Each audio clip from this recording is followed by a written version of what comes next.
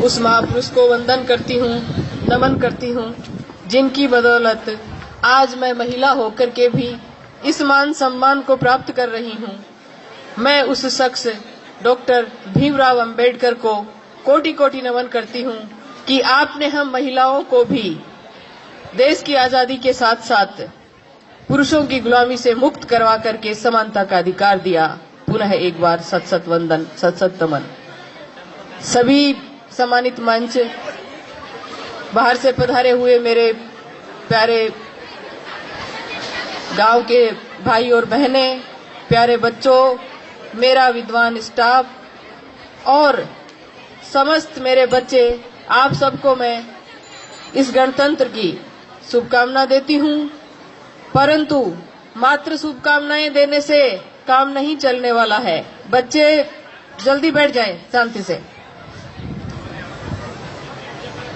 मेरे भाइयों, हम बधाइयां देते हैं कि गणतंत्र की बहुत बहुत बधाई, लेकिन गणतंत्र है क्या, ये तो हमें समझना पड़ेगा। क्यों गणतंत्र मनाया जाता है, ये भी हमें समझना होगा। आज हमारे देश के अंदर 70 साल हो गए हैं हमारे देश को गणतंत्र घोषित किए हुए। गणतंत्र का मतलब होता है कि जहां एक संविधान बना, पहले जो मनुस्मृति का संविधान लागू था, उस संविधान को हटा करके यहाँ पर समता, स्वतंत्रता, बंधुता और न्याय पर आधारित जो एक संविधान बनाया गया था, उसको भारत सरकार ने लागू किया, अंगीकार किया, स्वीकार किया। लेकिन क्या इन 70 सालों के बाद भी हम उस संविधान को लागू कर पाए? सबसे बड़ा प्रश्न ये है कि क्या हम उस संविधान को लागू कर पाए और क्यों जरूरत पड़ी थी उस संविधान की। मेरे प्यारे बच्चों, आप लोग ध्यानपूर्वक सुनो, क्योंकि तुम ही कल की तस्वीर हो, तुम ही कल की तकदीर हो, तुम ही कल का भारत हो। जितना आज का युवा जागरूक होगा, उतना ही मेरा देश कल मजबूत होगा। तो मैं आपको बताना चाहती हूँ कि आज के दिन ये संविधान मैं लेकर के आई इस प्रति को, क्योंकि कभी भी इस संविधान को किसी लाइब्रेरी में नहीं रखा गया, किसी भी सामान्य बुक स्टॉल पर ये उपलब्ध नहीं होता है। क्यों? क्या है इसके अंदर जिसकी वजह से छुपाया जाता है? कोई तो वजह होगी। इस सृष्टि का नियम है, कोई भी कार्य बिना कारण के कभी भी नहीं होता है। अगर इस भारत के पवित्र महान ग्रंथ को छुपाया जाता है या छुपाया गया है, तो पीछे बहुत बड़ी वजह रही होगी। हम लोग हर साल गणतंत्र मनाते हैं, इकट्ठा हो जाते हैं, बच्चों से परेड करवा लेते हैं, नेताजी वगैरह, प्रिंसिपल वगैरह सब भाषण दे लेते हैं और बच्चे नाच गा करके घर चले जाते हैं। नहीं मेरे बच्चों, ये देश में जानना होगा कि आज का दिन विशेष क्यों है और किस लिए मनाया जाता है। मैं कहती हूँ कि 15 अगस्त से भी कहीं ज्यादा महत्वपूर्ण आज का दिन है, और वो दिन इसलिए है क्योंकि अगर आजादी मिल जाती और वही व्यवस्था बनी हुई रहती तो क्या फर्क पड़ता। हम इस चतुर्वर्णी व्यवस्था में जो श्रेष्ठता के शिखर पर पहुंचे हुए लोग थे, उनके गुलाम हो जाते। पहले अंग्रेजों के गुलाम थे, उसके बाद में हम उनके गुलाम हो जाते। लेकिन इस भारतीय संविधान ने हम सबको समता, स्वतंत्रता, बंधुता और न्याय पर आधारित समाज की स्थापना करने की जो प्रेरणा दी, क्या हर एक जागरूक बंदे से मेरा सवाल है कि वो अपने जमीर से पूछे, क्या हम समता, स्वतंत्रता, बंधुता और न्याय की स्थापना कर पाए? हम नहीं कर पाए। क्या आदिवासियों के लिए अनुसूची 5 और 6 लागू हुई? नहीं हुई। अरे कम से कम मैं तो यही पूछना चाहती हूँ कि इस संविधान के पहले पन्ने पे लिखा है भारत अर्थात इंडिया। हम हमारे देश के नाम को तो नहीं जान पाए, क्या संविधान क्या खाक लागू करेंगे? हम हमारे देश के नाम को नहीं जानते, हिंदुस्तान हिंदुस्तान करते रहते हैं, जबकि हमारा संविधान हमें कहता है कि इस देश का नाम भारत या इंडिया है। हम किस संविधान की, किस गणतंत्र की बात करते हैं? ये झूठे खोखले वादे हैं, और ये खोखले वादे इसलिए है क्योंकि भारत की जनता पप्पू है।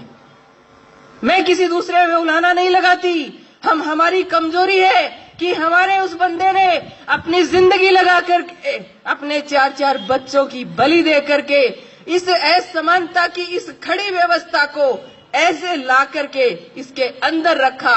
लेकिन हमारी नालायकी देखिए कि आज दिन तक हम उसको ऐसा नहीं कर पाए। सिद्धांतों में ये संविधान है, लेकिन आज भी आप जाकर के देखिए वो व्यवस्था लागू है। तो मेरे भाइयों, हमें मूल्यांकन करना होगा इस चीज का कि 70 साल बीत जाने के बाद भी क्या आर्टिकल 340 जो इस देश के महान संख्या वाले, जो बहुसंख्या वाले जो ओबीसी वर्ग है, उस ओबीसी का आर्टिकल 340 ओबीसी के लोगों को ही नहीं पता। दूसरों की तो बात छोड़ो, ओबीसी के लोगों को नहीं पता कि आर्टिकल 340 क्यों लिखा गया और उसकी क्या पालना हुई, कुछ नहीं पता है। आर्टिकल 341 कुछ मिला, लेकिन आर्टिकल 342 एसटी के लिए कुछ नहीं मिला। क्या पता है आदिवासियों को? अरे मेरे आदिवासी मूल निवासी भाइयों, तुम समझो कि जिस देश में बाबा साहब के जन्म लेने से पहले महान बिरसा मुंडा ने आजादी का आंदोलन, जिसको मुंडारी भाषा में मुक्ति का आंदोलन यानी कि उल गुलान नामक एक जो आंदोलन छेड़ा था, क्या पता है आपको? नहीं पता, क्योंकि हम पेट तक सीमित कर दिए गए। हमारी शिक्षा पद्धति, एक प्रिंसिपल होने के नाते मुझे शर्म आती है ये कहते हुए कि भारत की शिक्षा पद्धति विश्व की शिक्षा पद्धति में घटिया वाली में दूसरे नंबर पर है।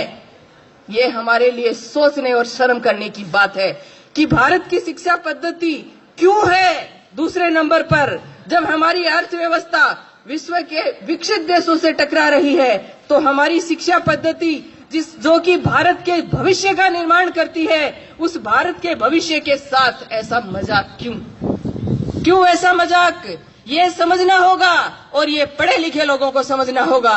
और पढ़े लिखे लोगों ने शायद कहीं न कहीं अपनी गैर जिम्मेदारी का परिचय दिया है कि आज हमारी आर्टिकल जो है वो हम नहीं जानते, हमारा संविधान क्या है वो हम नहीं जानते, और हमारे हक अधिकारों को हम नहीं जानते। भाइयों, गणतंत्र मनाने से, भोजन कर लेने से, मिठाइयां बांट लेने से, बच्चों को नचा लेने से कुछ नहीं होने वाला है। इनके पीछे षड्यंत्र था कि इस दिन डॉक्टर अंबेडकर की चर्चा नहीं होनी चाहिए, इस दिन भारतीय संविधान की चर्चा नहीं होनी चाहिए, क्योंकि भारतीय संविधान की अगर चर्चा होगी तो भारत के लोगों के हक और अधिकारों की चर्चा होगी, और अगर हक और अधिकारों की चर्चा होगी तो लोग जागृत होंगे तो अपने अधिकारों को लेने के लिए संगठित होंगे, और संगठित होंगे तो शक्ति का निर्माण होगा, और शक्ति को जमाना सैल्यूट करता है। इसलिए हमारी शक्ति नहीं बन सके, हमारे लोग जानकारी नहीं हासिल कर सके, इसके लिए इस गणतंत्र का जो ये रूप, मुझे खुशी है इस बात से कि बच्चों को डांस भी करना चाहिए, बच्चों को बोलना भी चाहिए, लेकिन इस दिन सेमिनार, इस दिन वाद विवाद, इस दिन बड़ी बड़ी चर्चाएं, परिचर्चाएं, टीवी के ऊपर जो वो विवाद करते हैं, बैठ करके नॉन इश्यू को इश्यू बना करके जो बक बक करते रहते हैं, उन लोगों को वहां पर संविधान के आर्टिकलों पर चर्चा करनी चाहिए। ऐसा क्यों नहीं होता? क्यों नहीं होता ऐसा इसलिए नहीं होता कि आप लोग अपने अधिकारों के प्रति जागृत नहीं हो। मुझे दुख है इस बात का। मेरा विद्वान स्टाफ बैठा है, शायद पहली बार डॉक्टर अंबेडकर की तस्वीर देख रहे होंगे 26 जनवरी के ऊपर, पहली बार, वरना बहुत कम। मेरी खुद की उम्र इतनी हो गई, 22 साल हो गए सर्विस में, कभी नहीं देखा। क्यों रोका जाता है चर्चा से? अरे मेरे भोले लोगों, तुम समझो, बहुसंख्यक लोगों तुम समझो कि तुम्हारे साथ ये जो साजिश हो रही है ये क्यों हो रही है। मेरे भाइयों, सृष्टि का नियम है, कोई भी कार्य बिना कारण नहीं होता है। तो ये क्या कारण था कि इस देश का ये जो पवित्र ग्रंथ है, इस देश के सभी धर्मों का ये पवित्र ग्रंथ है, इस ग्रंथ को हमसे क्यों छुपाया गया? आपको सवाल करना चाहिए। हमारे जनप्रतिनिधि बैठे हैं, उनसे भी मेरा सवाल है कि हर एक ग्रंथों को अपने घरों में रखो। कोई भी व्यक्ति अपनी आस्था को किस रूप से मनाता है, ये भारतीय संविधान हमें उसकी आजादी देता है, लेकिन राष्ट्र के लेवल पर हमारा सिर्फ और सिर्फ एक धर्म ग्रंथ है। ये हमारे सभी सरकारी विभागों में होना चाहिए और प्रत्येक भारत के नागरिक के घर में होना चाहिए। क्या है? बाजारों में नहीं मिलता, कहीं भी मिलता नहीं है। मुझे कोई दुख नहीं हो रहा है ये कहने में कि सत्यनारायण की कथा आपको हर कहीं मिल जाएगी, लेकिन जिस विधान से, जिस वजह से ये देश चलता है, इस संविधान की प्रति आपको भटकने पर भी नहीं मिलती है। क्यों? कुछ तो सोचो। अरे कुछ तो पढ़े लिखे होने का सबूत दो कि क्यों नहीं मिलती। क्या वजह रही है कि हमारे हक और अधिकारों से हमें वंचित रखा गया है? हमें जानना होगा, हमें समझना होगा कि कहीं ये देश आज भी एक प्रकार की गुलामी में तो नहीं है। फिर आपको सोचना होगा कि अगर आज भी ऐसी गुलामी है या आज भी ऐसे षड्यंत्र है, तो कौन लोग हैं जो हमारे साथ षड्यंत्र कर रहे हैं? कौन लोग हैं जो हमारे हक अधिकारों से हमें वंचित कर रहे हैं? सत्य के लिए लड़ना पड़ता है मेरे भाइयों। सत्य मुफ्त में नहीं मिलता। इतिहास उठा करके देखिए कि ये जो हक अधिकार हमें मिले हैं, इन हक अधिकारों के लिए भगत सिंह, राजगुरु और उधम सिंह जैसे शहीदों ने अपना बलिदान दिया है। और मैं नमन करती हूँ उन महापुरुषों को, उन शहीदों को कि जिनका नाम भी नहीं है, क्योंकि वो नींव की ईंट है। वो इस देश की आजादी की जो नींव खोदी गई थी उसमें दफन है, लेकिन हम उनको सैल्यूट करते हैं क्योंकि उनके अंदर एक भावना थी अपने देश के प्रति। उस भावना को उन लोगों ने अपने नाम के लिए नहीं। आज हमारे देश का सबसे बड़ा दुर्भाग्य है कि कोई भी व्यक्ति नहीं शर्म आ रही है ये कहते हुए कि भारतीय है ही नहीं।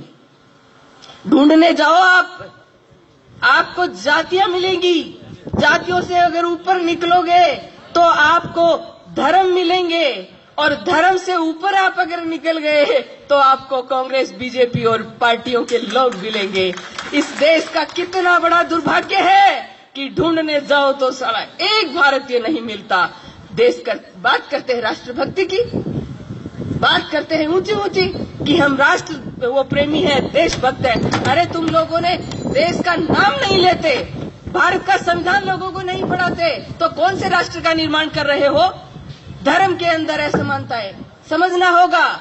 प्यारे बच्चों, तुम लोगों को समझना होगा, मनुष्य है उसके लिए धर्म बनाया गया है, न कि धर्म के लिए मनुष्य। आज हमारे देश के अंदर इस तरह की व्यवस्था कर दी गई है कि व्यक्ति है उसके लिए जो है महत्वपूर्ण, जो है धर्म से ज्यादा महत्वपूर्ण, संविधान से ज्यादा महत्वपूर्ण उस व्यक्ति के लिए धर्म हो गया है। हमें धर्म को अपने घरों तक सीमित रख करके देश के लिए सोचना होगा। हमें हमारे भारत को, जो पहले सम्राट अशोक के समय में जो विश्व गुरु था, वैसा का वैसा विश्व गुरु हमें हमारे देश को बनाने के लिए प्रत्येक नागरिक को भारत का संविधान पढ़ना पड़ेगा। संविधान पढ़ोगे तो आपको पता लगेगा कि हमारे हक और अधिकार क्या हैं। जब प्रत्येक व्यक्ति को हक और अधिकार मिलेगा तो भारत आज जिस चीन, जिस पाकिस्तान, जिस बांग्लादेश की बात करता है, आपको सुनकर ताज्जुब होगा कि वह हमारा भारत भूखमरी के अंदर उन देशों से पिछड़ा हुआ है। सम्मानित मंच से भी प्रश्न रहेगा, सामने मेरा बुद्धिजीवी स्टाफ बैठा है उससे भी प्रश्न रहेगा कि घर में अगर पैसा आता है और घर के लोग भूखे हैं तो घर का मुखिया चोर है कि नहीं? अगर हमारी अर्थव्यवस्था भारत की अर्थव्यवस्था जो है वो विश्व में उन्नतिशील और निरंतर विकास करने वाली अर्थव्यवस्था है, और भूखमरी जिसको स्टैंडर्ड नाम कुपोषण दे करके भूखमरी के नाम से गुमराह कर रखा है, तो वो जो भूखमरी है उसको कुपोषण का नाम दे करके कितने बच्चे मरते हैं पता है आपको? एक साल में 15 लाख बच्चे भारत में कुपोषण से मरते हैं, 0 से 5 साल के। अगर आप उसका वैल्यूएशन महीने में करो तो 1.25 लाख बच्चे एक महीने में कुपोषण से मरते हैं, 0 से 5 साल के। और अगर आप इनकी तुलना ऐसे करते जाओगे तो आपको ताज्जुब होगा, और ताज्जुब तो आपको उस समय और ज्यादा होगा जब उनकी जातियों का आपको पता लगेगा कि कौन लोग हैं जो मारे जाते हैं, कौन लोग हैं वो बच्चे जो कुपोषण यानी कि भूखमरी से मारे जाते हैं। हम किस गणतंत्र की बातें करते हैं? ये गणतंत्र आज भी अधूरा है। आज भी हमारा संविधान रो रो करके उन बुद्धिजीवी लोगों से पूछ रहा है कि अरे पढ़े लिखे लोगों, शिक्षा मात्र पेट भरने का नाम तो नहीं था रे। पेट भरने का नाम तो नहीं था।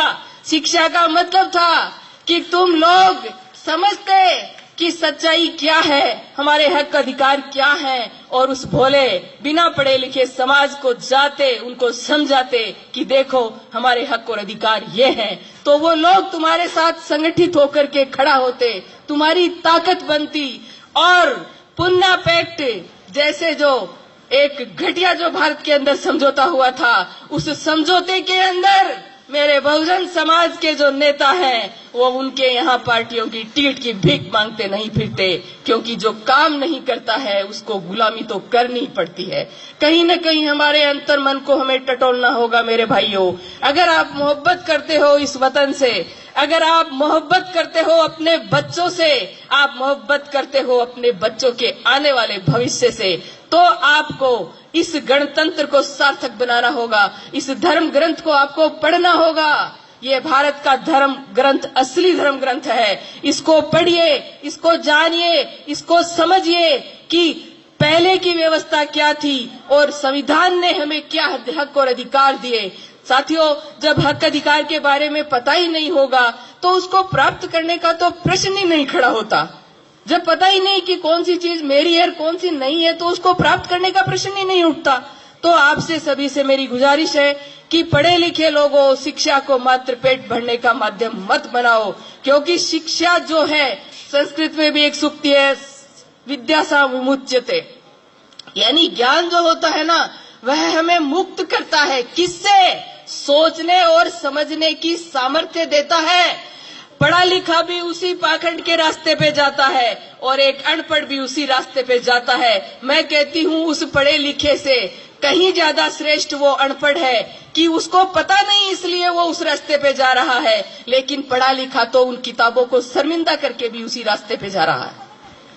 तो समझने वाली बात है कि शिक्षा आपको सोचने की, समझने की सामर्थ्य देता है, गलत और सही में फर्क करता है। गलत और सही में फर्क करने के बाद में आपको इतनी हिम्मत देता है कि जो सत्य का जो मार्ग है, जो सही मार्ग है, उस मार्ग पे आपको चलने की वो ताकत देता है, बशर्ते आप अकेले ही क्यों न चले। ये नहीं है कि जहाँ भीड़ जाती है उधर ही आपको जाना है, क्योंकि ये जरूरी नहीं कि जिधर भीड़ जा रही है वो मार्ग सत्य है। सत्य का मार्ग तो खुद मर करके, खुद बीट करके खोजना पड़ता है, और हम हो लेते हैं किसी के पीछे और कहते हैं यही सत्य का मार्ग है। साथियों, बहुत ज्यादा समय मैं आपका नहीं लूंगी। मेरे दर्द की, मेरी जो पीड़ा है इस बहुजन समाज की, उस पीड़ा को मैंने व्यक्त किया है कि हे मेरे बहुजन समाज के लोगों, तुम लोग समझो कि तुम्हारे हक और अधिकार आज भी नहीं है। इस देश का बहुत बड़ा तबका 52% ओबीसी, मैं कहती हूँ इस देश का भाग्य है, लेकिन निर्भीक नींद में सोया पड़ा है। अरे कुंभकर्ण भी 6-7 महीने सोता था, तुम तो जागो रे, कम से कम सालों हो गए, 70 साल तो देश को आजाद हुए हो गए। कभी पढ़ा आर्टिकल? ओबीसी का पहला आईएएस मंडल कमीशन के लागू होने के 44 साल बाद आजादी के पहला आईएएस प्राप्त हुआ था। ओबीसी के लोगों को पता ही नहीं है। मैं बांट नहीं रही, मेरा कोई स्पीच सुनेगा वो कह सकता है कि ये ऐसा कोई स्पीच होता है 15 अगस्त पे, 26 जनवरी पे, क्योंकि ऐसा मेरे को एक बार पहले भी कहा हुआ है कि 26 जनवरी को डॉक्टर अंबेडकर का नाम लेने का प्रश्न ही नहीं उठता। मेरी समझ में नहीं आया कि जो आदमी संविधान बनाने वाला मुख्य व्यक्ति था, कमेटी में और लोग होंगे, लेकिन जो वर्क सबसे ज्यादा जो किया वो डॉक्टर अंबेडकर ने किया, तो उन लोगों, उस व्यक्ति का नाम लेने से गर्व होना चाहिए। क्या कहीं वो आज भी किसी जातिवाद के कारण ही तो वंचित नहीं है? वरना जिसको अमेरिका जैसी कोलंबिया जो यूनिवर्सिटी है, उस यूनिवर्सिटी ने उसको सिंबल ऑफ नॉलेज, और बराक ओबामा ने कहा कि ये तो भारत का दुर्भाग्य है, ये डॉक्टर अंबेडकर का दुर्भाग्य है कि वो भारत में पैदा हुए। अगर वो अमेरिका में पैदा होते तो हम उसको सूर्य कहते हैं, उसको हम सूर्य कहते। तो उस सूर्य को जो दबाया जाता है या दबाया गया है, उसकी कोई तो वजह होगी, क्योंकि उन्होंने आप सबको अपने बच्चे माना। 4-4 बच्चों की बलि दी है। हिंदू कोड बिल, मैडम से रिक्वेस्ट करूंगी जरूर कि हिंदू कोड बिल पढ़े, जिसके लिए और 52% ओबीसी के लिए उन्होंने कानून मंत्री के पद से इस्तीफा दिया। आज हमारे समाज के लोग मंत्री पद के लिए समाज को बत्ती लगा देते हैं, और वो बंदा ऐसा था कि जिसने उन लोगों के अधिकारों के लिए अपने पद को लात मार दी कि जब मैंने इतनी मेहनत करके हिंदू कोड बिल बनाया और कालेलकर समिति को लागू कराने के लिए ओबीसी के लिए लड़ाई लड़ी, और अगर तुम इन दोनों को नहीं मान रहे तो कोई बात नहीं, ये संभालो तुम्हारा पद। क्या हमारे नेताओं से भी मेरा सवाल है कि क्या है तुम्हारे अंदर इतना दम कि तुम समाज के लिए ऐसा कर सकते हो? मेरे समाज के नेताओं, मेरा निवेदन है आपसे, मत भूलो, क्योंकि इसी समाज के अंदर तुम्हारी भी संतान है। अगर समाज होगा तो तुम्हारी संतानें महफूज है। अगर व्यक्तिगत उन्नति आपने कितनी भी कर ली, समाज के बिना शून्य हो जाएगी, आज शून्य हो रही है। इसलिए मेरे देश के सभी लोगों, जो भी मेरी आवाज अब या बाद में सुनेगा, उन सभी से मेरा अनुरोध है कि आप अपने हक और अधिकारों के प्रति जागरूक बनो, संगठित बनो। हम किसी के अधिकार छीनने वाले लोग नहीं हैं। हम तो डॉक्टर अंबेडकर के अनुयायी हैं, जिन्होंने मनुस्मृति लिखने वाले असमानता की जो व्यवस्था थी, उनकी संतानों को भी बराबर हक दिया। उसने कोई घालमेल नहीं किया। उन्होंने सारी महिलाएं, जो हिंदू धर्म ग्रंथों में भी अछूत मानी जाती थी, रामायण जैसा ग्रंथ जिनको महिलाएं ढोती हैं, उसका वर्ण है ढोल गवार शूद्र पशु नारी, ये सब ताड़न के अधिकारी। उससे डॉक्टर अंबेडकर ने मुक्ति दिलाई थी कि नारी भी समानता की अधिकारी है। लेकिन अफसोस मुझे कि एक भी भारतीय नारी ने उसको थैंक्स नहीं बोला, बिल्कुल नहीं बोला। एक बार संविधान दिवस का दिन था तो बोले कि पिछली बार की बात है तो कि पुष्प अर्पित कर दो, तो मुझे बहुत दुख हुआ कि सिर्फ मैं एक महिला थी, पुष्प अर्पित किए, बाकी ने कहा ठीक है आपने कर दिए। मैंने कहा मैटरनिटी लीव लेने वाली, नौकरियां लेने वाली, सारे हक अधिकार लेने वाली, मनुस्मृति ने कहा कूटे छेते मारे कुछ भी करे, लेकिन तेरा पतिदेव, ऐसे पतिदेव से मुक्ति पाने वाली महिलाएं कहती हैं कि डॉक्टर अंबेडकर ने हमें क्या दिया। अरे तुम पढ़ो तो जानो ना कि उन्होंने तुम्हें क्या दिया। उन्होंने जीने का अधिकार दिया, औरत के पास संपत्ति रखने का अधिकार नहीं था। डॉक्टर अंबेडकर ने स्त्री को अधिकार दिए कि तेरे पति की संपत्ति में भी तेरा अधिकार होगा और पिता की संपत्ति में भी अधिकार होगा। और क्या लोगे आप? जिस महिला को आज भी आप इसका प्रमाण दे सकते हो, क्योंकि मैं जिस संगठन का कर्मचारी हूं, उस संगठन के अंदर बिना सबूत, बिना तथ्य कोई बात नहीं होती। आज भी मेरे हाथ में संविधान है, मेरे को कोई चैलेंज नहीं कर सकता। और आर्टिकल आप सबको भी कोई नहीं कर सकता। आर्टिकल 19 आपको अभिव्यक्ति की आजादी देता है। आप नौकर हो सरकार के, आप मानसिक गुलाम नहीं हो। आप पढ़े लिखे लोगों, समझ लो इस बात को कि तुम अपनी अभिव्यक्ति अपने समाज में जाकर के संगठित करने की, जानकारी देने की, ये सारे अधिकार रखते हो। आप गुलाम नहीं हो। नौकर लोग डरते हैं, सरकारी कर्मचारी डरते हैं कि हम ऐसे कैसे बोल सकते हैं। मैं बोल रही हूं आपके सामने संविधान की प्रति को सबूत के तौर पे रख करके। कोई बताए मुझे कि एक वर्ड मैंने गलत बोला है क्या? किस बात का डर है तुम्हें? ये महान ग्रंथ जब तुम्हारी रक्षा में खड़ा है तो किस बात का डर है तुम्हें? समझो, जिस समाज को हर जगह जाति प्रमाण पत्र दिखा के, और जैसे ही नौकरी लगी समाज पीछे और खुद आगे हो जाते हो। अरे उस समाज का हक खाने वालों, अपने समाज के प्रति थोड़ा तो हक अधिकार अदा करो। क्यों कर्ज लिए जा रहे हो उन सब का? मैं बहुत कुछ बोल गई हूं, मेरी बातों से बहुत जगह भूचाल भी आ सकता है, लेकिन हम भूचालों से डरने वाले नहीं हैं। हम बिरसा मुंडा को मानने वाले लोग हैं, हम उल गुलान के लोग हैं, हम भारत के वो लोग हैं जो इस मिट्टी में सड़क वो बनाते हैं, स्कूलें वो बनाते हैं, खेती वो करते हैं। अरे कौन सा ऐसा निर्माण का काम है जो हम नहीं करते हैं? मुझे भारत का मूल निवासी होने का बहुत गर्व है। आप भी कीजिए और मेरी बातों पर अमल कीजिए कि क्या कहा है मैंने, क्यों कहा है मैंने। ये नहीं है कि आपको ये बातें बोलने की मुझे कीमत नहीं चुकानी पड़ती है, बहुत कीमत चुकाई है मैंने। और उधर के कोने से इधर के कोने पर भी उस कीमत के अधीन ही हूँ, लेकिन धन्यवाद उनको कि आज इस कनबई की जगह पे मैं अगर बोल रही हूँ तो ये मेरे उन भाइयों का ही श्रेय है जिन्होंने मुझे यहाँ पहुंचाया। इस मंच के माध्यम से उनको भी धन्यवाद कि कनबई में ऐसा स्पीच देने का मेरा सौभाग्य अगर हुआ है तो उन्हीं मेरे शुभ चिंतकों के माध्यम से हुआ है। मैं पूरी उम्मीद करती हूँ कि एक माया अगर बोलेगी तो सताई जाएगी, लेकिन ये सारी माया अगर हो जाएंगी तो किस किस को सताएंगे, किस किस को सताएंगे। इसलिए घर घर में हमें अंबेडकर, घर घर में हमें कालीबाई, घर घर में हमें बिरसा मुंडा, घर घर में हमें कर्पूरी चंद ठाकुर, घर घर में हमें ईवी रामास्वामी पेरियार, घर घर में हमें ज्योतिबा फूले और सर छोटू राम और भगत सिंह जैसे लोग पैदा करने होंगे। तब हमारा देश वास्तव में गणतंत्र साबित होगा और वास्तव में देश आजादी की जो बात है उसको, आजादी को वास्तव में प्राप्त कर सकेगा।